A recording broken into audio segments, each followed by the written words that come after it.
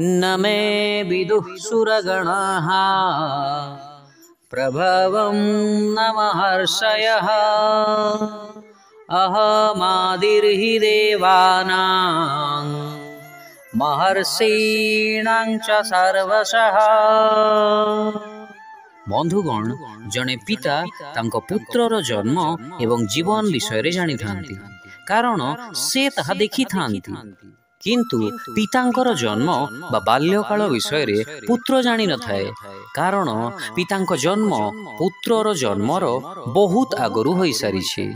ठीक सेही परी देवता माने बा ऋषि मुनि माने भगवानंको उद्भवर स्वरूप को बुझी पारंती नाही, कारण से माने जन्म हेबा पूर्वरु भगवान छंती।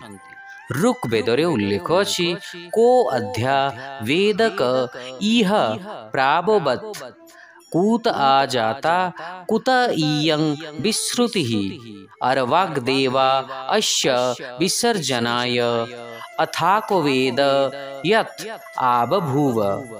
यार अर्थ है संसार रे एपरी किए अछंती जे समस्त जिनिस ठीक भाव रे जानी पारि छंती। किए कहि परिबो ब्रह्मांड केउठारी आसिला, किए कहि परिबो जे सृष्टि केउठारु आसिला। देवता माने तो सृष्टिर परे आसिछंती, अतएव किए जाने ब्रह्मांड केउठारु उत्पन्न हैला। ईशोपनिषदरे मध्य उल्लेख अछि, नैन देवा आप्लुवन् पूर्वमर्षद। यार अर्थ है भगवान देवता मानक द्वारा ज्ञात नुहंती, कारण से तांको पूर्वरु अछंती। तथापि श्रीकृष्ण तांको प्रिय सखांकर भक्ति को परिपुष्ट करिबा पई एपरी दुर्लभ ज्ञान तांको प्रदान करिबा को जाउछंती।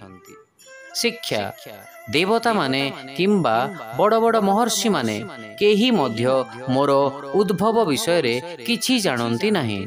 मो उत्स अटे, देवता ओ महर्षि माने मो ठारू उत्पन्न होई थांती।